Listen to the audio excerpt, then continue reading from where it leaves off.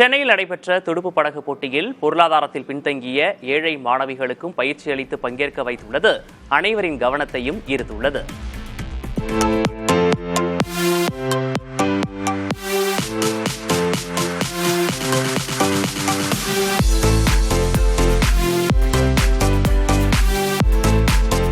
சென்னை அடையாறில் செயல்பட்டு வரும் Madras boat club சார்பில் மாநகர அளவிலான மகளிருக்கான துடுப்பு படகு போட்டி நடத்தப்பட்டது.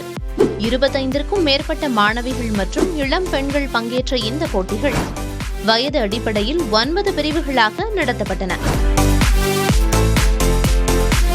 Previously Khelo India women's league இருந்தது. இப்போ அஸ்மிதா விமென்ஸ் லீக் மாத்திருக்காங்க. பேசிக்லி இது வந்து to promote rowing among women, girls, sub-junior girls, junior girls and women. Different events இருக்கு.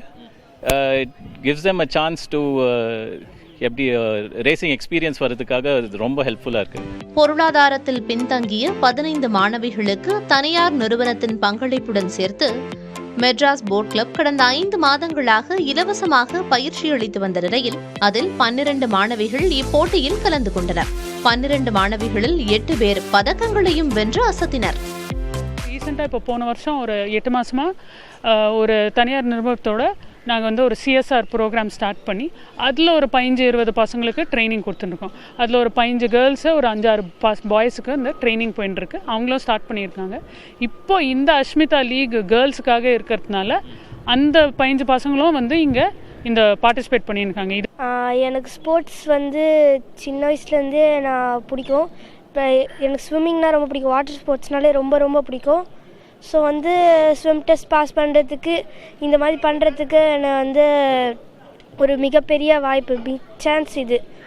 எனக்கு வந்து பிக் சான்ஸ் கொடுத்த எல்லாருக்குமே ரொம்ப ரொம்ப தேங்க்ஸ். நான் வந்து இதை பண்ணதில் வந்து எனக்கு என்ன எக்ஸ்பீரியன்ஸ் கிடைச்சதுன்னா, டீம் ஒர்க் இருந்தால் கண்டிப்பாக வின் பண்ணலாம் அப்படின்றது. டீம் ஒர்க்கு, அதுக்கப்புறம் வந்து குவாடினேஷன், 2 பேரோட குவாடினேஷன் இருந்தால் கண்டிப்பாக வந்து வின் பண்ணலான்றது எனக்கு இதில் எக்ஸ்பீரியன்ஸ். இந்த விளையாட்டு குறித்து மக்களிடம் விழிப்புணர்வு ஏற்படுத்தப்பட வேண்டிய அவசியம் உள்ள நிலையில் தனியார் பங்களிப்புடன் மெட்ராஸ் போட் கிளப் மேற்கொண்டுள்ள இந்த முன்னெடுப்பிற்கு விளையாட்டு ஆர்வலர்கள் பாராட்டு தெரிவிக்கின்றனர். மேலும் தமிழகத்தின் பிற இடங்களிலும் இதுபோன்ற படகு போட்டிகள் நடத்துவதற்காகவும் பயிற்சி அளிப்பதற்காகவும் மையங்களை ஏற்படுத்த வேண்டும். புதிய தலைமுறைக்காக ஒளிப்பதிவாளர் விஜயுடன் சுரேஷ்குமார்.